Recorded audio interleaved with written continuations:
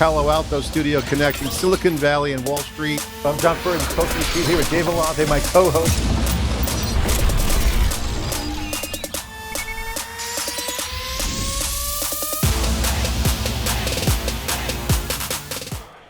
Hello, I'm John Furrier, host of theCUBE here in theCUBE's NYSE studio. Of course, we have our Palo Alto studio connecting Silicon Valley to Wall Street. This is our AI Factory series, part of our NYSE Wired program and community. Again, global systems are developing. You're seeing the AI factories deployed in large centers, at the edge soon, more and more distributed intelligent computing.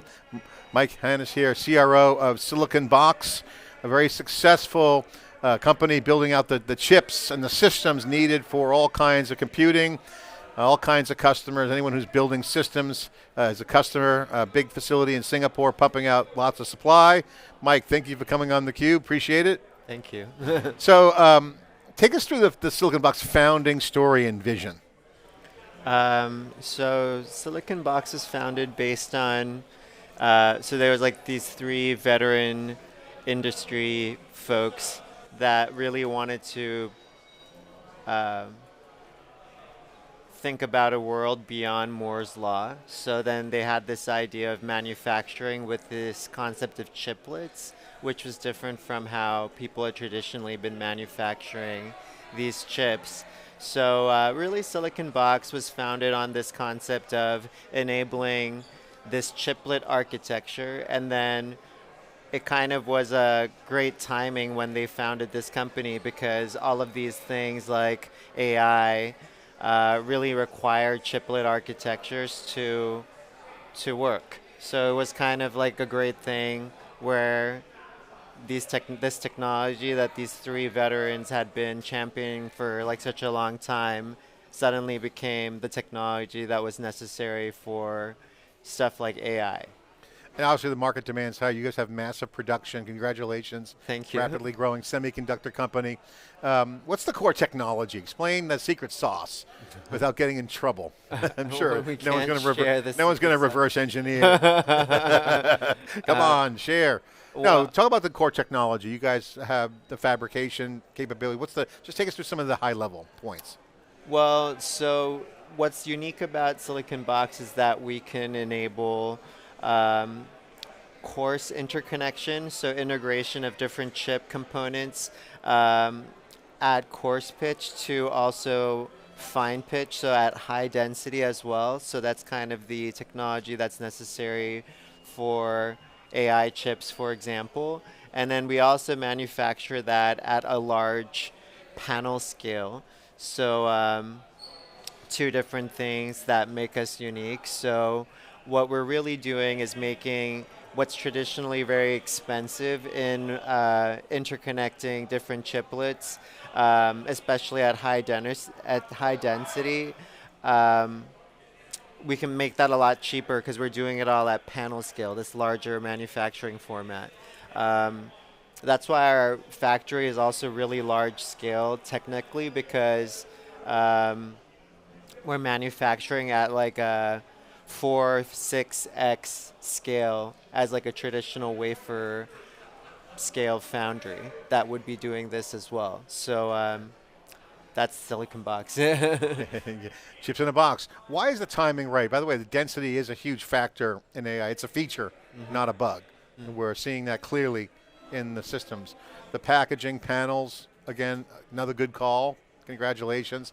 Why is the timing so important now with AI? Well, there's not that many companies that can do this. And then there's not much capacity available right now when there's a lot of demand for these devices right now.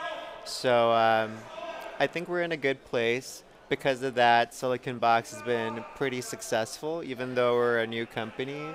So it's an exciting time. When was the founding year? It was in 2021. So recently, so it's not it's new.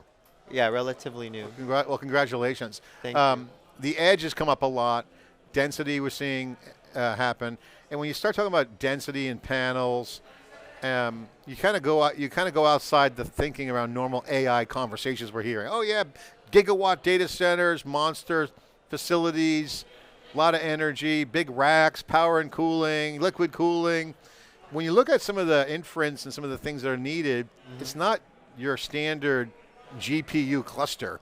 There's a lot of new super chips coming out that are, microchips that need good form factor.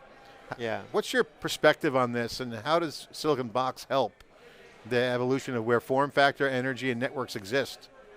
So Silicon Box definitely helps reduce form factor as much as you can, even for systems that are technically much larger, which is what you really need for these types of technologies.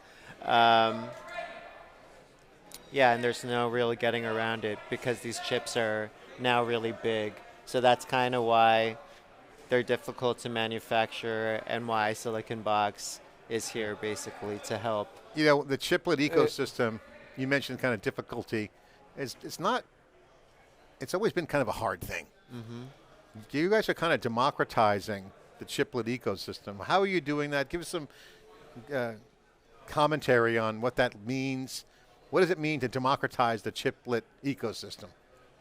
Well, I mean, theoretically, it's supposed to give customers a lot more flexibility to design chips without the traditional constraints that come with the massive investments that are traditionally required to develop new chips, because you don't have to upgrade the entire system. You can theoretically mix and match different components of existing systems that work pretty good, and then just focus the innovation on like discrete parts of the system through this concept of chiplets. So it's built for heterogeneous environments. Yeah. I mean, so through a heterogeneous integration, we're able to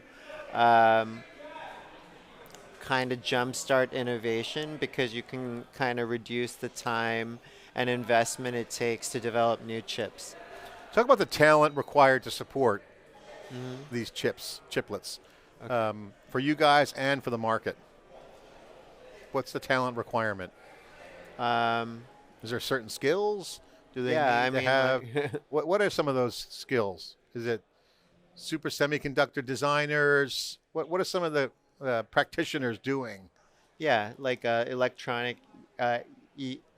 engineers, basic sciences, kind of like physicists, material science, like material scientists. Usually people in those departments are the ones that are involved with what we do. Yeah. Mike, it's great to have such great innovation, and we're here at the New York Stock Exchange. Of course, we have our Palo Altos too. We see innovation on both coasts. Obviously in Singapore, it's now global. This building's a symbol of capitalism and money and capital markets.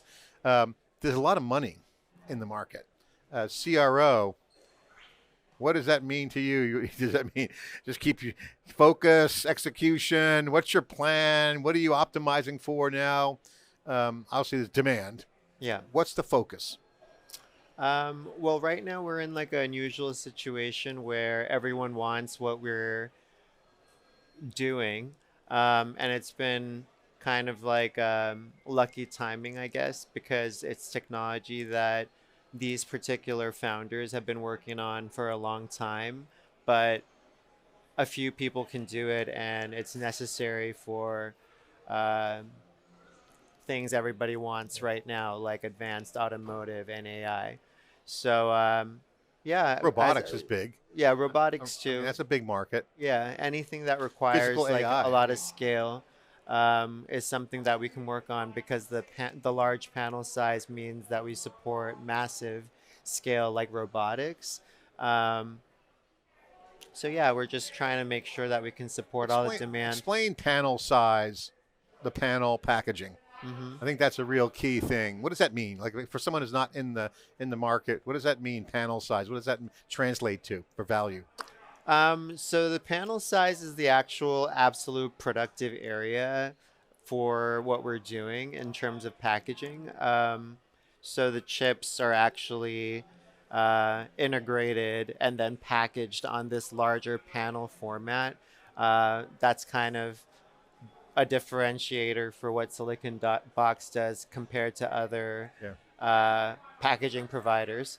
Um, and then the reason that the fact that we can do it on a larger panel is great because a lot of these AI or advanced systems are usually a lot larger.